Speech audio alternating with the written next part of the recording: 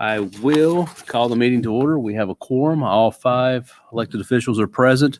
The next item is set agenda. I'm going to remove under my sponsorship, the second appointment there to the Planning Commission. I'm going to pull that from the agenda. I've got time to bring that back before by the next meeting. So bring that back. Any other changes to the agenda? All right, the agenda is set as published. The next item is the Invocation and Pledge. Chief Luffman, would you be so kind to lead us in the invocation and the pledge, please? Thank you, sir. If you would pray with me, please. Our Heavenly Father, we invite you into these proceedings and we seek your help with our affairs today. Bless this meeting with your divine grace and help us to make the best use of our own. We can be of diverse opinion here, yet we wish to mend our differences and reach agreement satisfactory to all we serve. We ask that you bless our elected officials, city administrators, legal counsel, and staff abundantly as we continue to seek your wisdom, guidance, courage, and strength. Be with us in our deliberations and help us to be wise in the decisions we make for the good of all those who have placed their trust and confidence in our leadership and your abundance. As we're told in the book of Romans, for I am sure that neither death, nor life, nor angels, nor rulers, nor things present, nor things to come, nor powers, nor height, nor depth, nor anything else in all creation will be able to separate us from the love of God in Christ Jesus our Lord. Our prayers are that we do and accomplish all that we do and accomplish here tonight bring glory to your name. We thank you for Jesus Christ, our Redeemer, and the Comforter of the Holy Spirit. God, we ask you heal our land and protect those that protect us. In Christ's name we pray. Amen. If you would stand for the pledge. I pledge allegiance to the flag of the United States of America and to the republic for which it stands, one nation, under God, indivisible, with liberty and justice for all. Thank you, sir. Next item is approval of minutes from the regular meeting on April 12th. Is there a motion? Got a motion. I'll second. Any discussion, changes? All right. All in favor of the minutes signify by saying aye. Aye. Any opposed? Passes unanimous on the minutes. Next item on the agenda is citizen comments. If you would, please come to the podium. You can address the commission. I'd ask that you state your name and address for the record, and you'll have 3 minutes to address the commission on any topic. Thank you very much. Ed Haggerty, 3700 Old Lebanon Dirt Road. I do want to start by thanking each of you for your service to the city. I know it's a time-consuming process, not just on these nights, but on other nights away from this facility. So I appreciate everything that each of you do.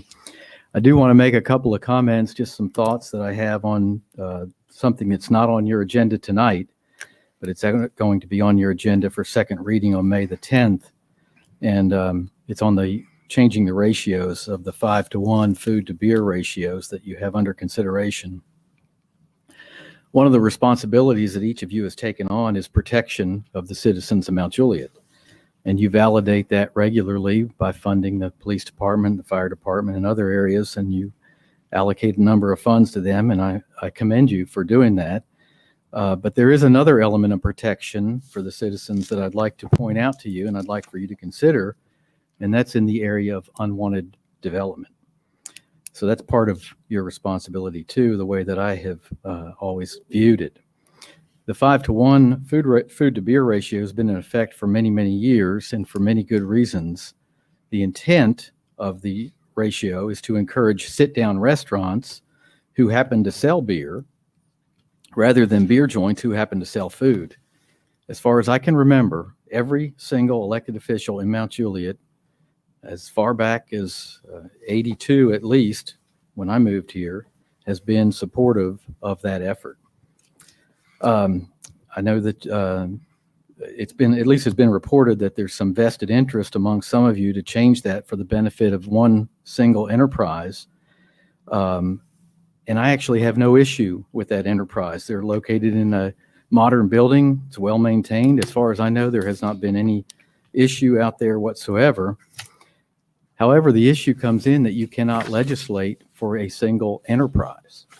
So should you pass that in hopes that one particular enterprise can continue, you've actually opened the door to many other enterprises that could easily come here.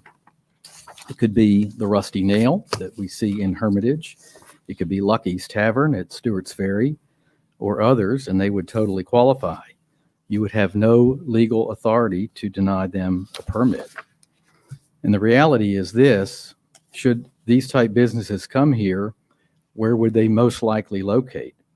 Well, they're probably going to locate on Lebanon Road, primarily because of zoning, permissive zoning, and because of lease rates that would be favorable. They're certainly not going to Providence to open an establishment like that.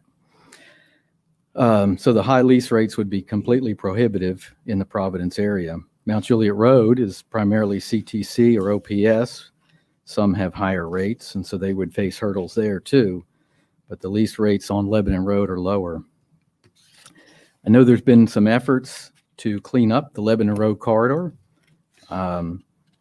Some of you have been critical of some of the businesses who prefer to locate there. I can't imagine how your cleanup efforts would go should the unintended consequence of changing the 5-to-1 ratio become reality. Commissioner Trivett and Mayor, you're really in a similar situation in that your districts too, and of course the mayor represents all districts, but your people rely heavily on the Lebanon Road corridor. Could not imagine if some of the stuff that's located in Hermitage now, just over the county line, begins to come our way and cross over into Wilson County. So I guess I would ask you this question. Are you really ready to take that chance that this change will only affect a single enterprise? Or do you recognize the risk that's involved with the unintended consequence that could happen? I could be wrong. This may not come to pass. Maybe none of these kinds of places like the Rusty Nail will invade our city. But if they do come, if you make the change, and if they do come, they will be grandfathered in forever. And there will be nothing that we could do about it. Thank you all for the way that you do fund police and fire and protect us. And I'd also ask you to please consider protecting us in this area as well. Thank you all very much. Thank you, Mayor. Right now, we have the floor open for citizen comments. If there's anyone else who'd like to make a comment. Sean Walsh, 1086 Secretariat Drive, Mount Juliet. Got a chance to meet at least some of you guys after the tornado. Didn't know anybody, funny enough, prior to that. So had that opportunity, unfortunate circumstances. Got to clean up next to some of you. So, you know, it was a good thing. Recently, when I saw that we had the flood event, an idea came to mind. When that occurred, we actually had trouble within the neighborhood spotting different people. It's easy to pick out the police officers, but it's a little difficult for the other people. So when I saw the recent things, and Ray, when I saw you organized all the stuff at the ballpark, what I realized is something that I did when we were in the neighborhood, because I work on a construction site at times, took a safety vest. So I would like to donate to the city and to the commission some safety vests that have the city of Mount Juliet on them, and show, when you guys are volunteering, that our leaders are out there representing the city. And of course, one that shows for mayor. So I just wanted to, a little bit of good. I want to appreciate everything you guys do. All right. Awesome. Thank you, Sean.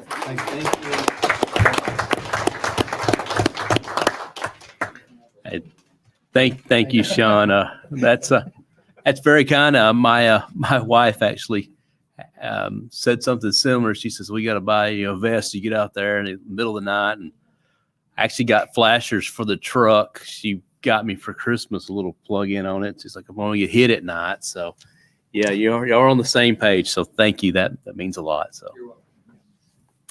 anyone else? The floor is open for citizen comments. This may be your one and only opportunity to speak tonight. All right, seeing none, we'll end citizen comments and move to commissioner reports after I work the maze of numbers. All right, Vice Mayor Justice. Thank you. I would like to remark also that Mr. Marchetti, our attorney, said that he didn't get a vest. And I would assume that that would be because bulletproof vests are a little expensive. So you knew there was no way you knew it was going to happen. Brief remarks. There was an article that came out in the Tennessean today, and I've gotten several phone calls already about 36% increase in property values over the last 5 years. I don't know how many of you saw that. The consensus was, as people read this, I don't know whether they just read the headline and didn't get the rest of the story. The city of Mount Juliet is not, y'all heard the emphasis on this, the pop of the microphone, raising property taxes 36%. Okay. Wilson County, oh, I don't know what Wilson County is going to do. I'm not sure they do. But what happens, they go back and they reevaluate the properties every 5 years. I did talk to Stephen Goodall, who is our property assessor for the county. And they go back and they reassess the property to get what that increase has been over the past 5 years. They just pick out models. And that's, like, again, clarified, that's not meaning that it's going to be an increase in property tax. This is just how much your value in your home has increased. And the process is that state would adjust the rate so that the amount that you pay as a resident of Wilson County is not going to increase. And the theory there is that then each county and municipality would be allowed at that point to accept the state's valuation of the property value increase and lower the amount of taxes so that it's a net revenue neutral. It doesn't cost you as a resident anything. It actually, if you're going to sell your home, it means that your property values have gone up. And so that would actually benefit you. So I wanted to make sure that everybody understands that the city of Mount Juliet, and again, I'm not speaking for the county, would never attempt to do that. The mayor's laughing because he knows where this could potentially go, like it did 4 years ago, I think. Yeah. I want to make sure everybody understood that. Other than that, I will go back to you, Mayor. Thank you. Thank you, sir. And to your point, that is a confusing subject sometimes. Yeah. Next, Commissioner report, Commissioner Trevitt from District 2. Yep. Good afternoon. Thank you for the safety vest. That's actually part of my field, EHS. So actually just packed one in my suitcase for tomorrow's trip. So very big on those high visibility. So thank you. As the the spring weather has starting to come around the corner, we're starting to get past these cold days. I'd like to remind everyone that's listening to start talking to your teenagers. I've actually got a 16-year-old that just got her license this year, and with some of the speed studies that we're looking at and that we're also running, thanks to our Mount Juliet Police Department along with Andy and his team.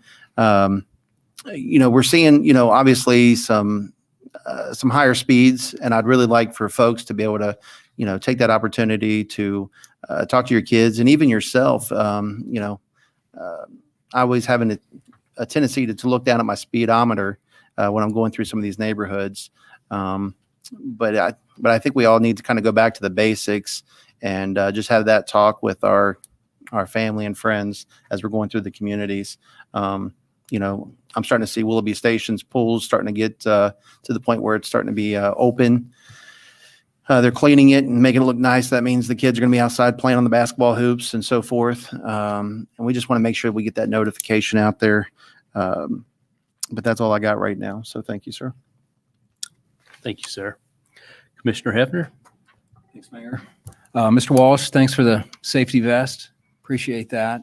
It's been a relatively quiet couple of weeks in District 3. I will say, I will mention we got a lot of development going on, a lot of construction. First time this past week, regrettably, actually, had to issue a stop work order on a developer. This is not something we take very lightly. Working with staff and through city manager, we've actually exhausted every effort to resolve the issue, and unfortunately, they just not heed our warning. And it is unfortunate we had to issue the stop work order because it does affect a family because they're waiting to get in that home. So we are very conscious and aware of that, but just know that we're not, we take these things very seriously, and it is a last resort for us. But if and when we have to do it, we will issue it to have the developer, the builder correct the problem. So that's all I have. All right, thank you, sir. District 4 Commissioner Mullally. I don't really have a report tonight, but did want to say again, thank you for the vest. Thank you. And next up is our city manager's report. Thank you, Mayor. And I'd also like to thank the gentleman for doing that. We were founded in 1835, incorporated in 1972, and it took us all this time to finally get our mayor and our commissioners a vest. So, sorry, Mayor. I don't know how that was an oversight that we never thought of that. So thank you for stepping up and doing that. It's mighty kind of you. And thanks also for all your volunteer efforts in the community. Mayor and commission and everybody that's here tonight and those watching home, first and foremost, thank you for making Mount Juliet what it is. I do this every time because I want to remind everybody, because I realize it myself how blessed we are to live in such an awesome community. And I mean that, and I hope we all take time to think about that. For people like this gentleman here to come up here, I think that speaks volumes.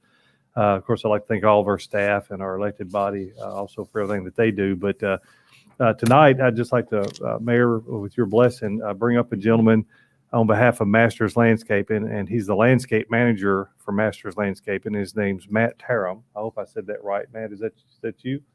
And he doesn't have to speak if he doesn't want to, but he'd rather not. But yeah, he's been out working hard today, I can tell. But the reason I want to invite here, I talked to Mike Pruitt, his boss, who also goes to church with our vice mayor. He does all their landscaping there at the church for free. Just a really good guy that actually on his own accord reached out to me couple of years back and wanted to landscape our little general store out here. And they did just an absolutely phenomenal job. And got that opportunity again here recently when he reached out and said, I'd like to do something special at your Mount Juliet clock tower. They didn't have to do that, but if you've had opportunity as the vice mayor has to meet Mike, I'm not trying to encourage other people to call on him and ask him to do projects, but he wanted to do that because he loves his community. He loves his church. And so if you've noticed our clock tower here recently in the heart of Mount Juliet, when we had that built, we were able to put a little bit of landscaping in, but it just wasn't quite up to par. So Mike pointed that out and said, I'd like to do something special. So he had Matt and his team and Matt, you guys and your team did a great job. It looks absolutely phenomenal. And the one thing they emphasized when they got done is said, make sure you water it. And so Mr. Marty back there sitting back, he's been watering it, but I just felt like it warranted bringing him up here on behalf of our city and our staff and our elected body and the citizens in particular, because they all get to enjoy the little general store.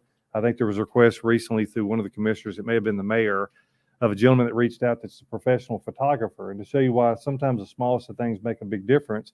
And he says, I'd like to take pictures of my niece for her prom dress, which is a special moment for those of you that have daughters in particular will understand that. So she fast forward 30 years, those pictures, and he wanted permission to do it out here at our old general store. Now, I'm here to tell you that's exactly why those types of things were built, is so that they could create those precious moments in our community. And that's what they're doing. As many of you know, we had our tornado ceremony, the remembrance of the ceremony, on March the 2nd this year, in honor of those that lost their lives and everything that happened so tragically to our community. And we did that in the heart of Mount Juliet, which is right at the clock tower. So thank you for what you've done. I can't thank you enough. I know how hard y'all worked. We saw you out there for days, and they had the big boulders, and they did it all. And so just want to say thank you. So if you make sure that Mike knows that and everybody else knows that. And I know Matt is probably tired, so I'm going to let Matt Matt, you don't have to stick around for the rest of the meeting, but thank you for what you did. And to make sure that Matt knows how much we appreciate it. And Mayor, that concludes my report, but hopefully it speaks volumes about our community and who we are as a community. And I think you'll see more and more of that. And God bless Mount Juliet. All right. Thank you, sir. Thank you, Matt. Yeah. Yep. It Thank does. you. It looks very nice. Yeah, thanks, Matt. With that, we'll get into the business portion of the agenda. It will start with the unfinished consent agenda. This will be ordinance 8-1, an ordinance to rezone property known as 13557 Lebanon Road, map 53, parcel 123, from single-family residential RS40 to commercial retail center, CRC. The next item is 8-2, an ordinance to rezone property known as 421 Main Street, map 73, parcel 27, from single-family residential RS20 to agricultural AR40.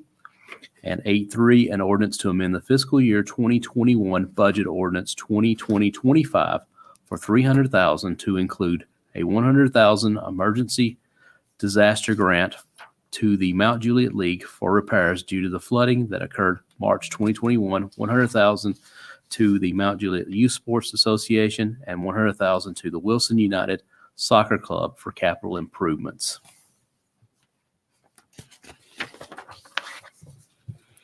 I'll make a motion. Second. All right.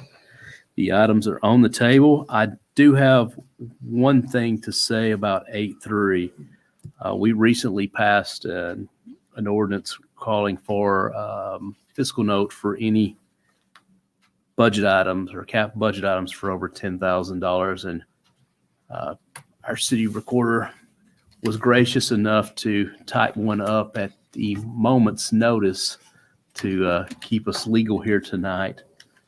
And do you have that available? Could you read that quickly? Yes, 2021 Physical Accountability Ordinance Compliance Statement. Regarding ordinance to amend fiscal year 2021 budget to appropriate $300,000 to the following: Mount Juliet League, $100,000; Mount Juliet Youth Sports, $100,000; Wilson United Soccer, $100,000. This ordinance was considered on first reading on 4/12/2021 and will be considered on second reading 4/26/2021. As required by ordinance 2021-09 passed on 3/8/21, there will be no more donations to these organizations for calendar year 2021. All right. And I would make a motion, we accept that as a fiscal note. Gino, I don't know if we need to formalize that, just include it with it. Yes. Then I'll withdraw my motion, but I apologize to Sheila, of course, for last minute. And of course, Yeah, that was my mistake. I Okay. didn't know that. I forgot about it. Vice Mayor. Yeah, I've got a question. This is for emergency funds for the ballpark. We are at the ballpark normally in line as a 501c3 to receive grant donations through in this case, it's going to be the remainder of the budget that is passed hopefully in June. Yes. Does that take that out of the budget? The fiscal note won't make any changes. It just states the expectations for what's going to happen to this. It's Well, just a I desire guess- to put somebody on the record as, what the overall cost picture looks like long-term. This one's really got no reoccurring cost on it. Right. That's really all it needed to say. Okay. Well, the reason that it says that there are no more donations to these organizations for calendar year 2021, and I wanted to make sure that that's not going to be a problem when we go through the budget process, because those What if we change it to say fiscal year 2020, 2021? that would be perfect if we could do that. That was because I mean that's actually the parks director had come up with an idea. I think that we were going to consider come budget time, and I don't want to knock that in the head in the process of doing something really good to kind of mess things up. So. Yeah, we were scrambling. I got it. No problem. I just wanted to clarify. That's all. Is that, Thank you. that's something staff can handle, I assume? Perfect. Thank you. Thank you. All right. Anything else about the consent agenda? All right. All in favor of the three items signify by saying aye. Aye. That passes unanimous unless I miss them. All right. We got 5. Under new business, ordinance 11-1, an ordinance amending Part B of the Unified Development Code of the City of Mount Juliet, Tennessee, known as the Zoning Regulation Ordinance 2001-29, adopted October 8th, 2001, as amended by amending Article 6, Commercial District Regulations, Section 6-102, Uses and Structures, to require mixed-use buildings and mixed-use sites to meet the requirements for residential development as set forth in Article 8, Overlay Districts, Section 8, 207, Residential Development Standards of the zoning ordinance. Motion. Second. All right, have motion and a second. The item is on the table. I would just like to point out 11.2 about the resolution to ask the Tennessee General Assembly to further research blasting issues and they're the ones that set the 300-foot pre-blast perimeter.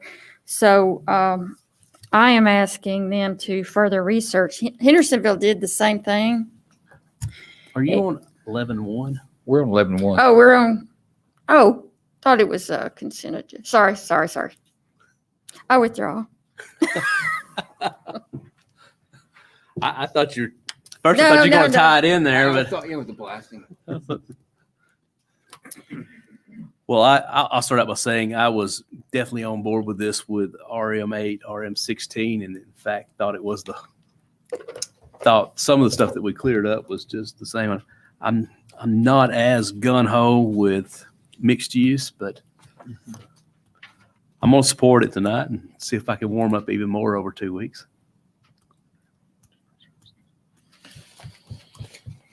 Any other comments? We ready to vote? All right. All in favor signify by saying aye. All right. Any opposed? Passes unanimously.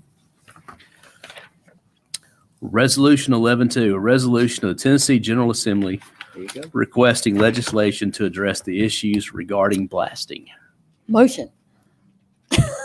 I'll second that. Commissioner Mullally. Now, as I was saying, Hendersonville did this same thing. They drafted a resolution to send a request to the Tennessee General Assembly, who sets the guidelines for these blasting companies, which is they're required to do a pre-blast survey if a home is within 300 feet. And I would like to see that extended. In the resolution, I'm asking them to consider extending that to 1,000 feet. But with that, there's other requests too, to follow along the lines of what Hendersonville did, which is, and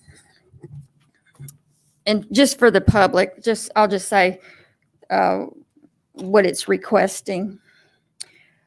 Let's see, resolved by the board. The Tennessee General Assembly is hereby requested to consider legislation concerning issues raised by blasting and the use of explosives, expressively including consideration of the following 5 items. 1, lower the overall allowable limit for blasting in or near residential areas. Have one house in Walton's Grove, literally, she said 20 feet. I mean, that's pretty close. I don't know the exact footage, but I mean, 20 feet is like not much, but literally it's next door to her. So, I mean, if you're living there, I wouldn't want that happening. Anyway, number 2, expand the pre-survey blast area currently required from 300 feet to 1,000 feet. Number 3, attempt to expedite or incentivize the use of underground blasting. 4, require developers or realtors to fully disclose to potential homeowners when the property they're buying is in an area affected by blasting for construction. And number 5, require developers or realtors to fully disclose to potential homeowners when the property they are buying is in an area near a quarry which utilizes blasting. So I would just like the Tennessee to follow what Hendersonville did, and hopefully other areas that I'm not even aware of, to ask the General Assembly to do further research, because I'm constantly getting calls from the blasting going on, and I know it's going on all over town, but in my area, there's 2 going on, one from Winfield and one from Walton's Grove.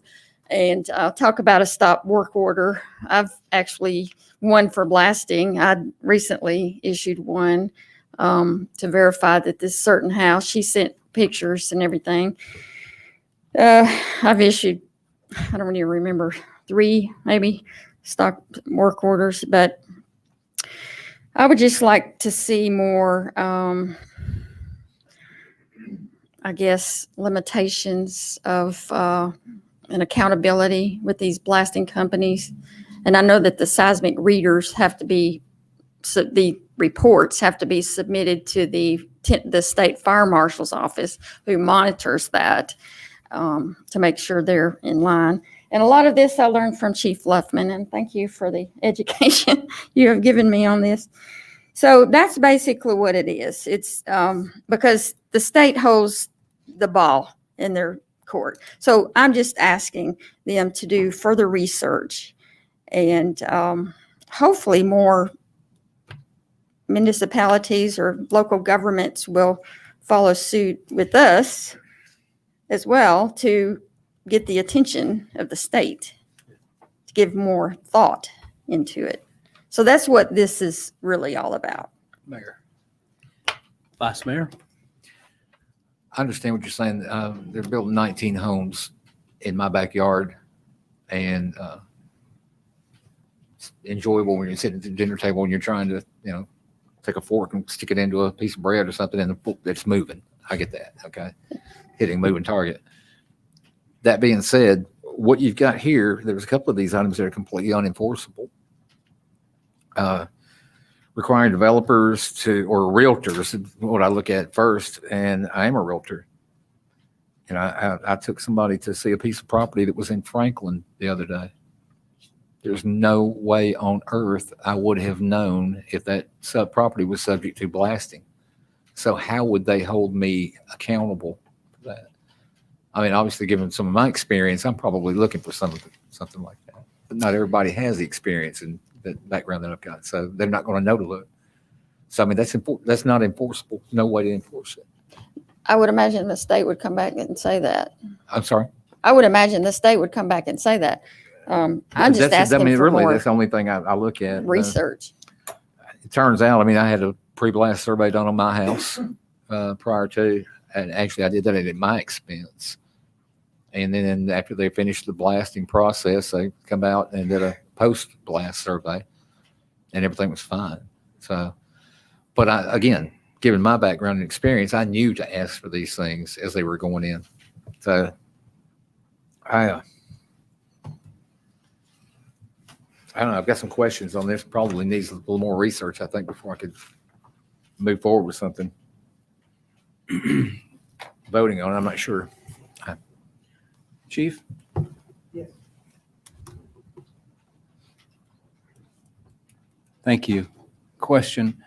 Have we had any reports of any damage that's as within the 300 mile? Could you just probably, where I'm at is the 1,000 feet versus 300 feet. Is 1,000 the right number? I mean, we're going to be tripling the size of the area that these blasting companies are going to have to go out and survey, which I'm okay with them having to do that. But do we have any data that shows that there's any damage that's goes beyond the 300? Because from their extensive research from the Tennessee Code Title 68 is the Chapter 105 is the blasting and explosives. It's the requirements governing blasting. Of course, it's overseeing the authority having jurisdiction, Department of Commerce and Insurance Division of Fire Prevention. They've done quite a bit of research in this. It was 300, obviously. I think what you're asking is 300, an arbitrary number. Right. No, it's something that they have done. They keep the limits of the shot, the amount of explosive. They keep all the way down to the velocity. They do parts per velocity. It's 2 inches per second. 2 inches per second. And decibel levels have to be below 140. One of the things that I've enforced in this is my biggest fear was fly rock. We've had issues with that in the past. And so now when somebody goes to blast, they do, when they meet with me, they have to have a pre-blast meeting with me before they go to their site. And I require that they have fully matted 100% shots pulled, especially when they're in neighborhoods next to neighborhoods. But no, these items have been have been researched. That 300 foot has been researched. Now, to answer your question, yes, inside that 300 feet, there have been instances of damage there. Outside of that 300 feet, it's plausible. I have a contact with the Tennessee State Fire Marshal's office downtown, Mr. Joseph Baker, who is well trained in the plausibility of blast damage. And I've set up a link for folks to file a complaint with his office. And I'll ask him, and he doesn't have to, but benevolently, he comes across with a phone call and an interview, on-site interview to check for the plausibility of the damage. If it does, and he facilitates between their homeowner's insurance and the blaster for restitution. But yes, to answer your question, inside 300 feet, it's very plausible. Outside of that, they really do want eyes on from an educated person. Now, Hendersonville did this. The blasters up there, of course, they're governed by these TCA codes.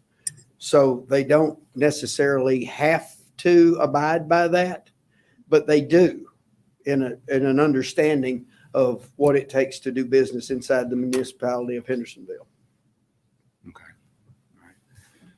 All right. One last thing, I'll just go on the record. I've got a family member that just opened a seismograph company.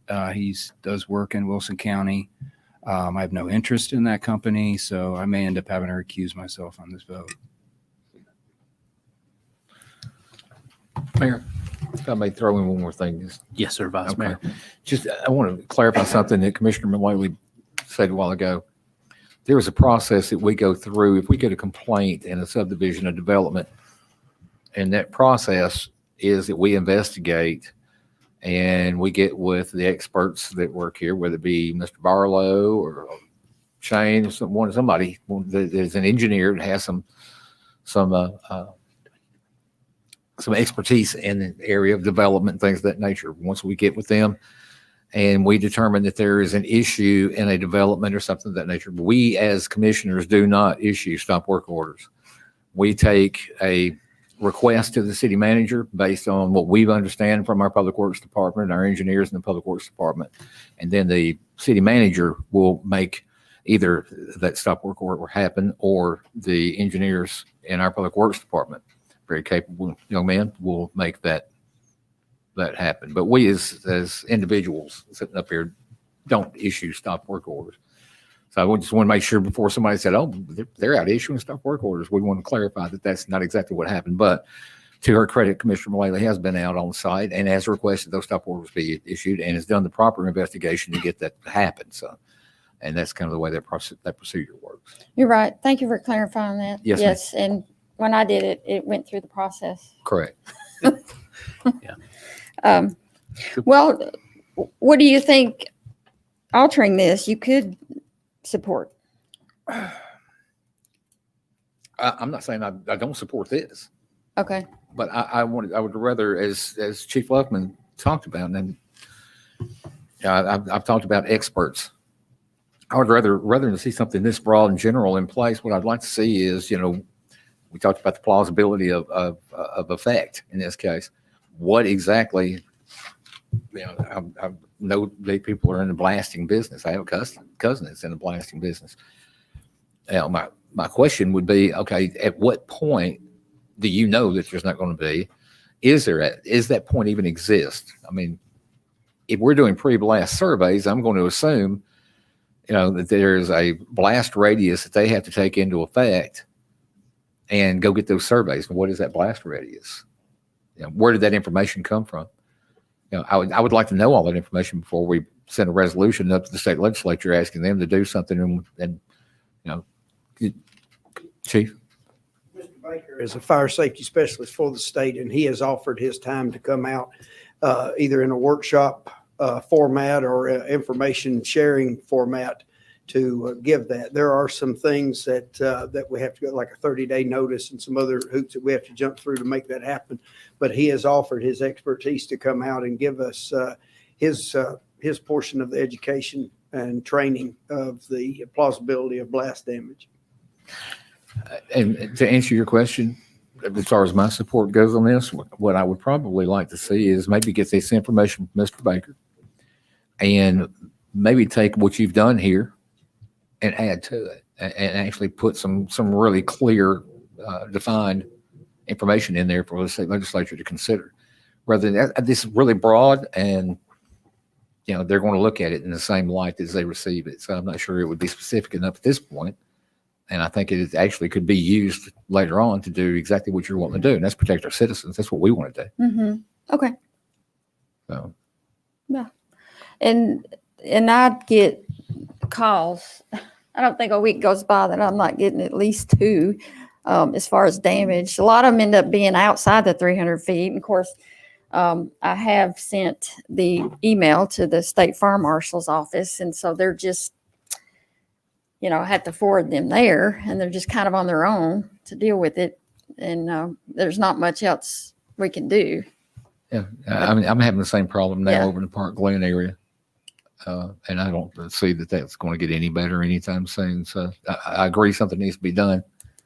I don't know if it's going to help anybody in the immediate, But if it's moved from the 300 to 1,000 feet, what other projects is that going to affect, And not only that, I mean, that's the whole purpose of having the seismic report, is to be able to go back after these companies. So if the state automatically has, that radius around there that says 300 feet is, the actual, however they fire off the rounds, certain levels of explosives, if that 300 feet is the range, then I think more detail is definitely going to help out.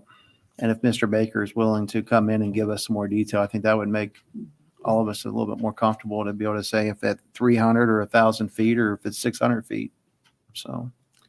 Okay. Well, let's say, I'll just add, going from 300 to 1,000 feet increases the area about 11 times. It's 11 times larger area than to do that. So that encompasses a lot more. My thoughts on this wasn't so much the particulars around the request. It was just the request to go to the state to say, listen, we feel like we need some relief here. And we need some better protections for our citizens, or we think we do at least. And would like for you to look at this. That's kind of me. But I understand we want it to be, just not rejected outright because of the request either on it. Right. Yeah. I want something that they'll look at and consider. would you mind, Mayor, if you don't mind, would you mind putting this off for a couple of weeks and give us time to get that information? And Sure. Yeah. if you're interested in doing that, I mean, I don't think they can file any more bills anyway until next session. they cannot. Everything's gone through this time. So, I mean, the time frame is past that we can get anything done in an immediate form, but if we can get it out there early enough, then get it into the committees quick enough that they can have it ready to go by next session. All right. Do you think he could come? Should we, let's look at the calendar. The next meeting He is the said 30 10th, days. but Yeah, I think it's got to be, a notice has got to be posted for him to do that. I can check with, is that, If we're gonna have all of these. here, yes, ma'am. Okay, that was, yeah, you're absolutely right. the But children I- won't be here. Mhm. But I think it would be good for you to have the same education that I have, because that way when your phone rings, just as my phone rings, you can have the same dialogue with your constituents that I have with them.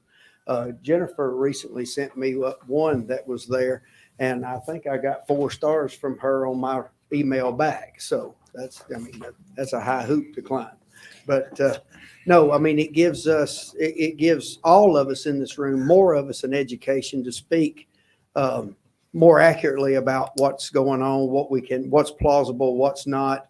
I mean, it's not to say that it's outside of 1,000 feet.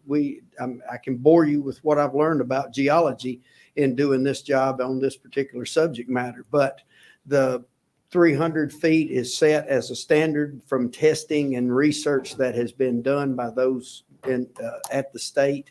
And having Mr. Baker come in and address the commission, like I said, in whatever format you choose, would definitely give you the information that you need to speak fluently with your constituents and relay to them, the progress that is.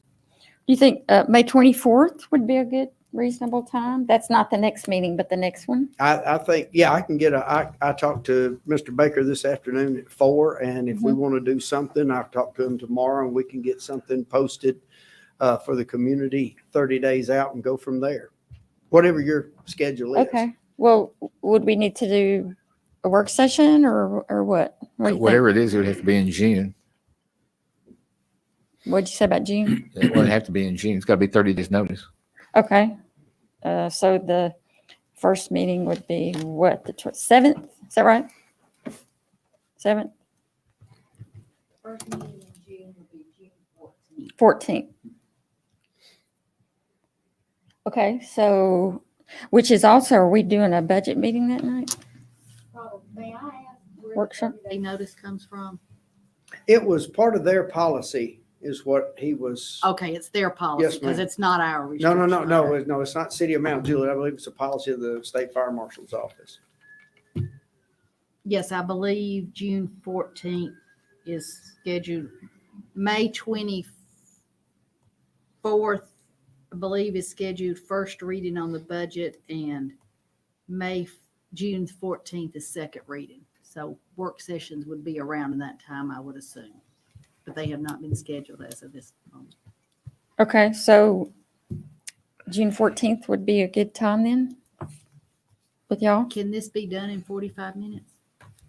Yes, ma'am. Okay. I'm sure. Might I suggest also, we've got a legislative contingent here in Wilson County, being our Representative Susan Lynn, Clark Boyd, Representative Clark Boyd, and Senator Mark Pody. And it might be a good idea to at least get them notice that it's happening so they can hear the same information that we're getting. Good call. Okay, so motion to defer until June 14th for a work session for further discussion. Would that be correct? Second. Is that, okay? Now, if we defer to June 14th for the work session, are we going to bring it back that night? That'd be fine with me.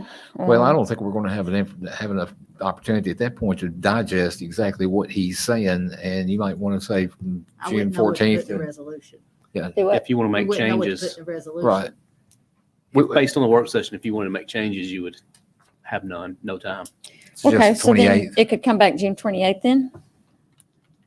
The resolution to be for a vote? Works for me. Does that sound good? So I if you want second to change that. your amendment, and who second? Yeah. All right, everybody in favor, or everybody okay with the changes? Okay. All right. Any discussion on that? All in favor of deferment to June 28th? Signify by saying aye. All right, Any opposed? It's deferred.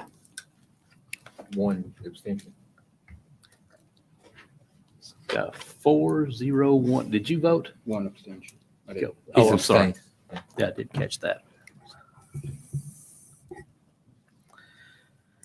Next order of business is resolution to the, I'm sorry. Let's go to 11-3. A resolution approving an agreement between the City of Mount Juliet, Tennessee and Barge Design Solutions for services related to on-call traffic engineering services and authorizing the mayor to sign the agreement. Commissioner Hefner? Thank you, Mayor. Andy Barlow. So this is Curd Road, Mount Juliet Road, much needed stoplight. You want to take us through the details of as much as you want to get into them, but this is Sure. authorizing signing the contract for the third-party engineering firm to come out and do the design and site work. So give us a That's little bit more correct. detail. Yeah, and so this is what we're approving here is a master agreement plus task orders. Every time that we come before you, same with water management services, we have a master agreement with them for sewer design. We have the work orders or task orders brought to you as supplements to those. So what we have before us tonight is the master agreement between the city and Barge. And also with that, we have the first two work orders, very exciting to get the design going on Curd Road. Also, the second part of this is signal timing efforts along Mount Juliet Road from Division Street all the way to Lebanon Road. So that's a section that we have, obviously installing a new signal. We need to make sure that's timed and accounted for. on all our lot sequence. The other big point that I know that we discussed previously was at Oak Hall. Mhm. What kind of gaps do we have? Does that help the level of service there for people turning out? Right. Adequate gaps for safe movements so they can make some predictable left turns, especially in peak times. So we will be analyzing that. With that, as a result of this, we'll be able to get some better information. If we determine there's not much of a difference, we'll bring back another task order for design for Oak Hall. So we will be analyzing that as we go through all this process. Very good. Thank you. Any comments, discussion? All in favor of the item signify by saying aye. Aye. Aye. Aye. Any opposed? That passes unanimously as well. Resolution 11-4, resolution declaring the City of Mount Juliet Public Works Department property as surplus to be disposed of at Gov Deals auction. Make a motion?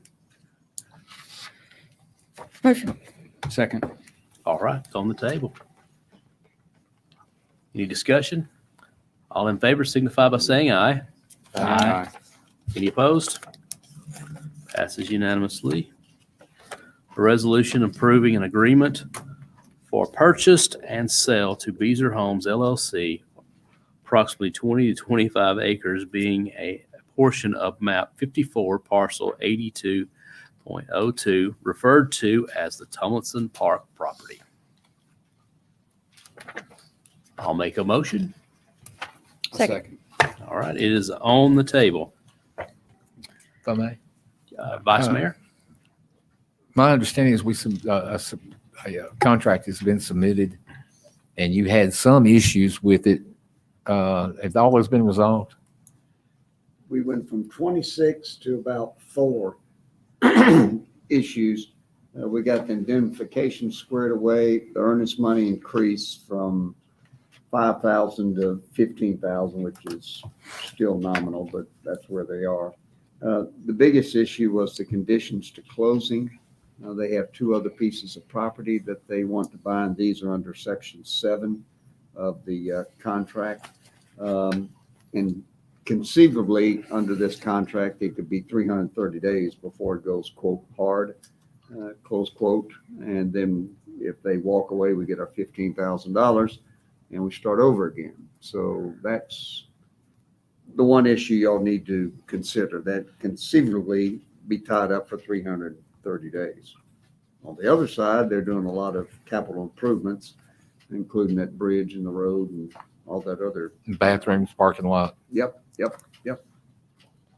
So that's where it are. I don't know if anybody else has seen that contract. I haven't actually seen the contract. One of the property that was purchased, the Tomlinson Farms Park property, 57 acres, I think it is. And Beezer Homes is wanting to purchase 20 approximate acres. Excuse me. In the process of doing that, what they're talking about doing is not only do they purchase it at a price per acre price, which is actually higher than what the city purchased it at, they would also build the roads into the existing 37 acres that would be the Tomlinson Farms Park. And they would also build parking for the Tomlinson Farms Park, and they would build the bathrooms for the staging area at the beginning of the Tomlinson Farms Park, coming off of Beckwith Road in that area up there. So that's what our attorney is talking about, the capital improvements. I'm not a big fan of extensions. Do you know how many extensions that they were talking about doing in that? I think one of 120 days, but they get whatever, 330 miles, 120, they get 210 automatically. And then they get an additional 90 if they ask, or 120 if they ask for it. So it could conceivably be tied up for 330 days. A lot of work already has been done by them. So and the biggest issue is those 2 other pieces of property that they want to buy. Yeah, those improvements are public restrooms, parking lot, road leading from the back of the contemplated subdivision to Beckwith Road.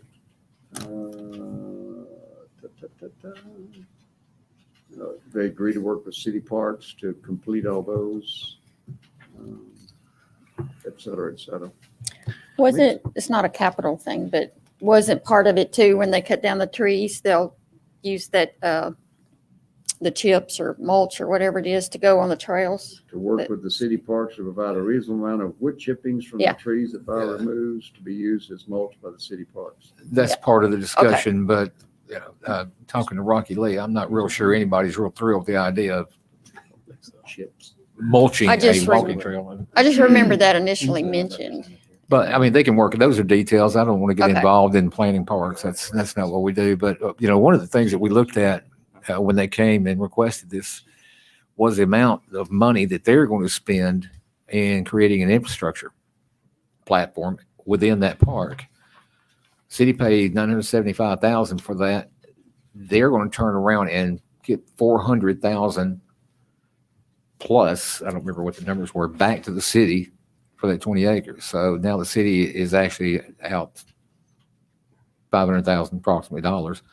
Then they're going to build a road in that we would also be responsible for if they didn't do that. And Andy Barlow said that was around $600,000 for the road that coming in, Curd Road approximately. Yeah. Then by the time they put in the parking and they put in the bathrooms, I think the actual cost was upwards of $1.2 to $1.4 million that they would have actually given the city back in return for that 20 acres with all the infrastructure and everything went on as well. So net cost to the city of Mount Juliet is going to be in the negative instead. And So it's something to look at. I'm still not happy with 330 days potential. And that's the outside. I mean, if they close on these other two pieces, and they get all their necessary approvals, what needs to be done there. Let's recognize Commissioner Hefner. So the roads they're going to build anyways, so that's not a gimme to the city. I mean, they're building a neighborhood. I mean, you got to put roads in. And if they didn't build it, we were going to have to put them in. Somebody's going to have to put them in. So- Yeah, my concern is, well, not really concerned, but how do we get to the $22,000 number? Is that just their offer? That's their offer per acre, I think, from the contract. I don't have any idea. So that's 9,000 above, I believe, what we paid. I think we were at 17 I thought we were per 13. acre. No, $17. $17,100. Okay, so we're just basing it on our cost. I don't know Is what that their what- offer was What based. we paid per acre is above that. So it's I haven't a it's clue. so is it ever? So have we ever had this appraised? The property. Not that I'm aware of. Okay. The other concern is it's a 20 to 25 acres. Do they not? Are they still trying to work out their designs or what's? No, and they're not going to do until they get a contract on it. They're not going to go in and do a lot of due diligence in there as far as putting down I mean, they've got to be able to know before they spend a penny on that there's an opportunity there for them to build on. Just the last feedback I have, I'm looking at the site plan now. So the park would basically butt up to about approximately 15 residential homes. I'd like to see those. I'd like to see the park going right up to the curb's edge. If they can eliminate those approximately 15 homes, that would be. Did they submit a plan with I'm this? looking at what was They sent in had a the packet. rendering. I'm looking at what was Right, sent in the but that's packet. not a part of what we're considering, is it? No, this is just the contract. Yeah, this is just a contract. I mean, actually, you said But on it's the planning included commission, you'll with have it. an opportunity to weigh in on that at the planning commission. Okay. But now, let me clarify that with you before. Is that correct? You know? That's correct. Okay, I thought And so. that's one of the contingencies for the contract going hard is approval of their plan. Okay. Which hadn't been submitted, but there's that schematic or Okay. drawing as Okay. Exhibit A. Right. That's fine. Commissioner Mullally? what about sewer? To the bathrooms? Again, that's their responsibility. It has nothing to do with us. They're paying for the sewer. Yes, they would connection. have to. Okay. Even better. We don't pay for sewer. We let developers pay for sewer.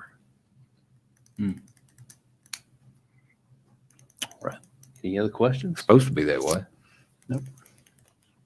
comments? All right, all in favor signify by saying aye. Aye. Aye. Any opposed? Abstentions? Passes unanimously. Last order of business is an appointment to the Alcoholic Beverage Board. I'm nominating Mr. James Hooper to be appointed, and this does require a vote of the city commission. Motion. Second. All right, it's on Sorry. No, There's just so many opportunities, so many questions that I could ask right here. But I'm not. all right. All in favor of the appointment signify by saying aye. Aye. Aye. Any opposed? All right, it's unanimous. That is our last agenda item, but our city manager is asking to be recognized. Mentioned this earlier in my report. I think it's good news. I got excited recognizing the gentleman from Masters. Spoke today with Middle Tennessee Electric about the streetlights on Highway 70, the LED streetlights. Other than just a couple of light pole easements, which we're working out with staff and the property owners, which is just to add additional poles. We budgeted up to 100,000, and thankfully that came back at 82 and some change. So we'll come back, so I was excited about that. I was a little worried it might come up at the higher end, but it came in to lower end of what we were anticipating. So as soon as we get those other two easements, now that they sent me an invoice today after we had that conversation, I'll get the check issued tomorrow, a percentage of it, so that they can go ahead and place the order, and you'll start seeing some street lights along the Sedby corridor here real soon. So I wanted to thank the commission because I think that was a very good move. I think it'll make a tremendous difference along that corridor. And Mayor, if I may add something to that, actually, we've had an opportunity on several occasions now to work with Middle Tennessee Electric on some other things that they've been doing. And their reputation in the past has not been the greatest working with municipalities. And this has been several years that it's come up. But over the past 2 or 3 years, and I don't know what's changed, Kenny, you may know, they've got a brand new look and a brand new attitude. And they have jumped through some big hoops to help us in this city. And I mean, at the ballpark, and different places throughout the city. And they need to be recognized, I think. Middle Tennessee Electric is actually, they're doing some things for this community that I've not seen them do in the past. And that, to your point with the automatic license plate readers, they were right there, helpful along the way. Yeah. I think the police chief might agree with the statement that I wished everybody had been as helpful in the process. Mayor, I think that bodes well to the commission and the staff and the relationship we've established with Middle Tennessee Electric in recent years, just like with the tornado, the work we got there. So Vice Mayor, I appreciate those kind comments and sentiments of the commission. We have good reps there, and we've met with their president as well in Murfreesboro, and I think that goes a long way as well. All right. That objection, we're adjourned. You didn't have to go.